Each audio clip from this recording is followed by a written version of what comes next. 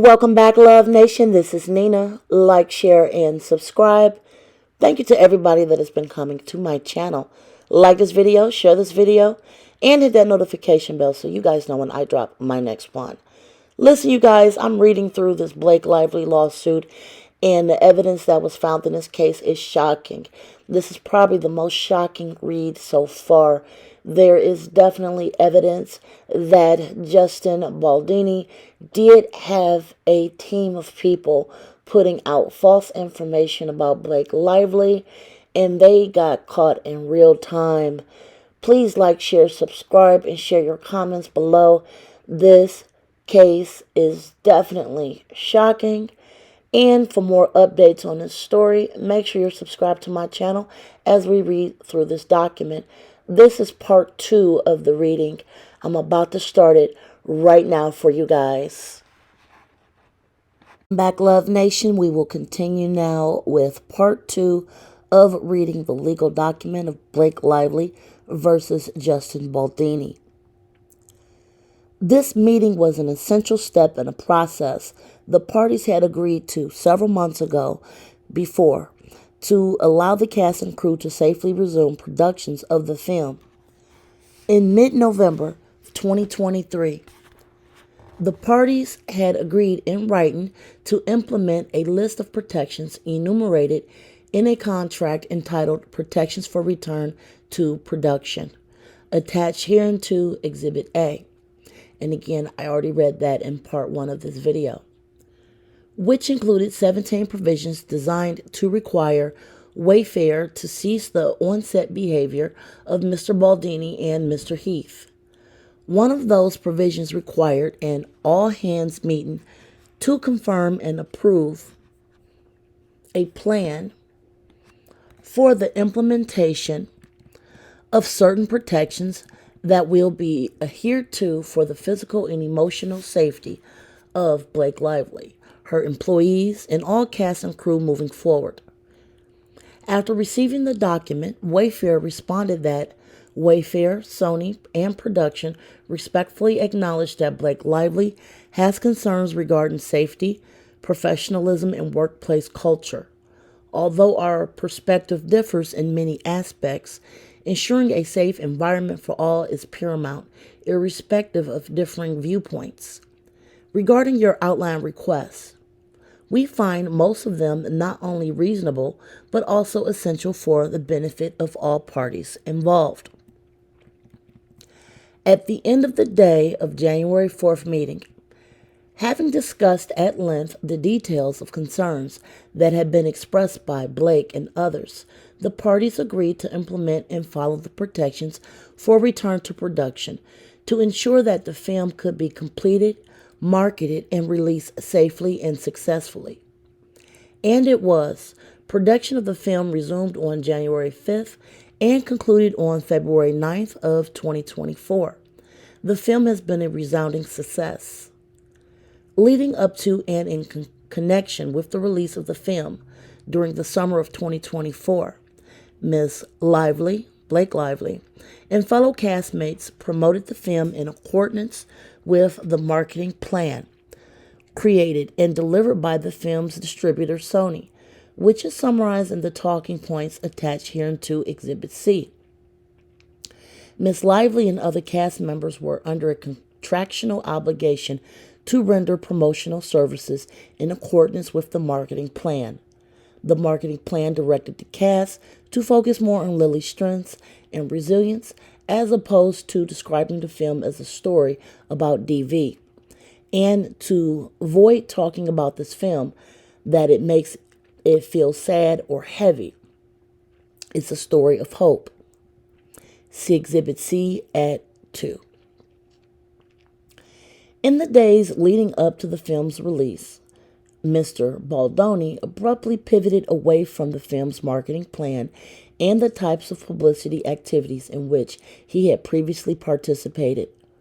What the public did not know was that Mr. Baldoni and his team did so in an effort to explain why many of the film's cast and crew had unfollowed Mr. Baldoni on social media and were not appearing with him in public. To that end, he and his team used DV, survivor content to protect his image, as described in further detail below. What the public also did not know was that this was the beginning of a multi-tiered plan that Mr. Baldoni and his team described as social manipulation, designed to destroy Miss Lively's reputation.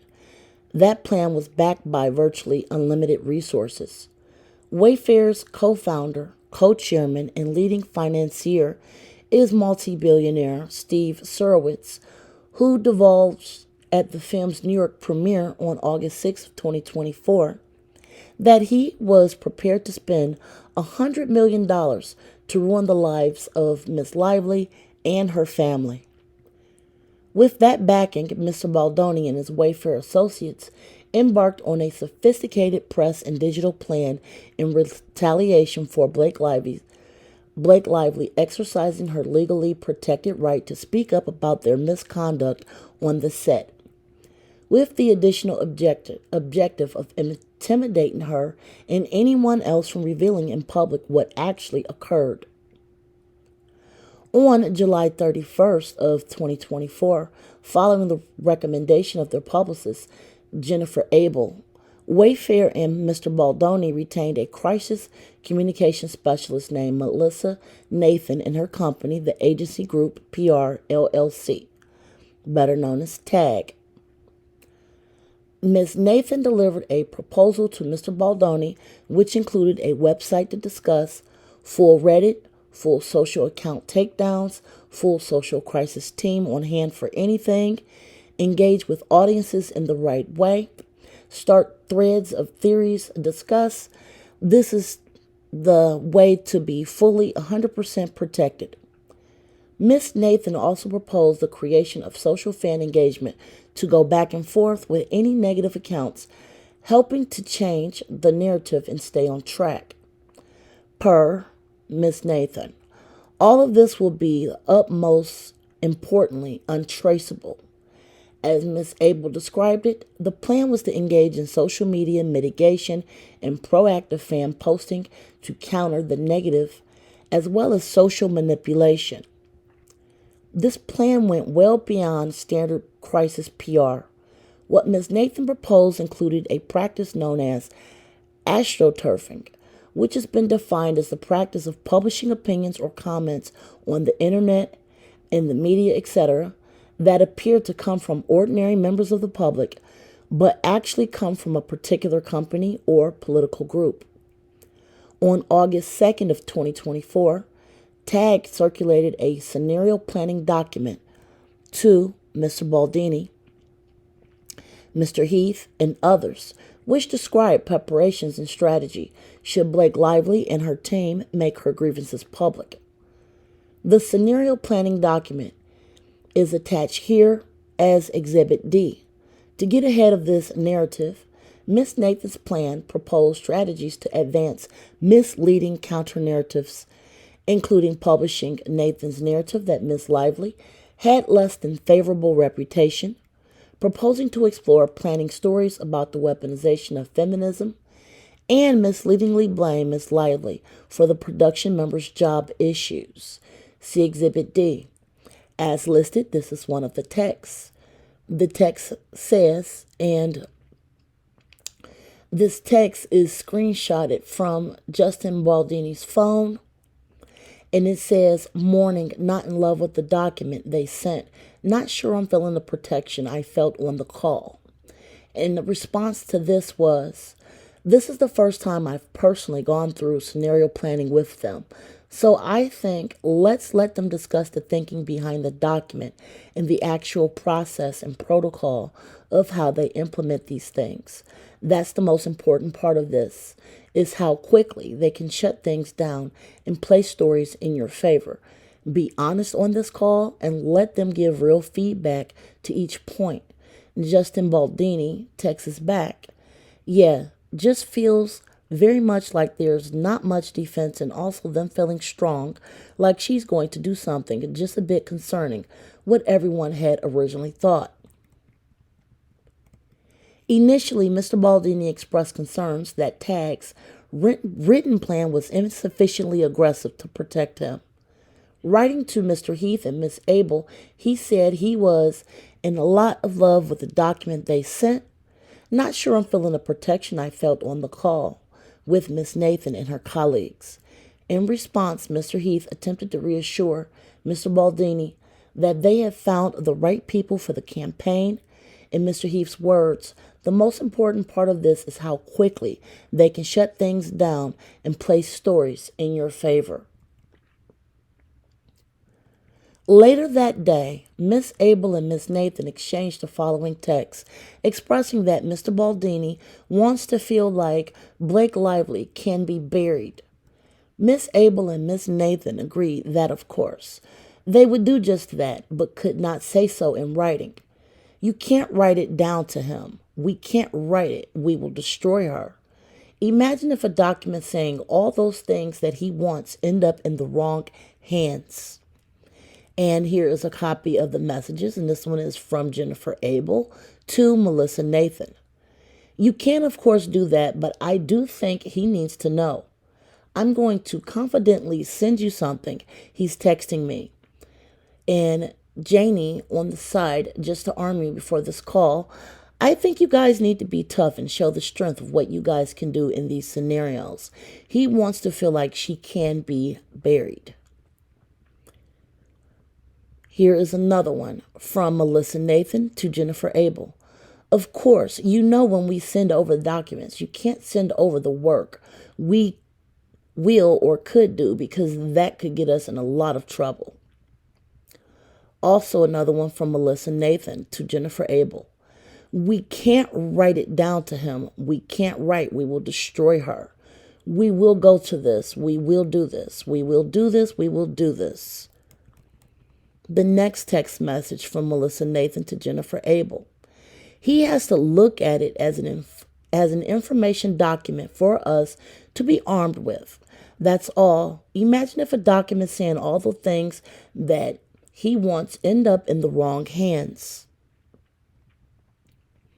Miss Nathan followed this by assuring Miss Abel, you know we can bury anyone, but I can't write that to him.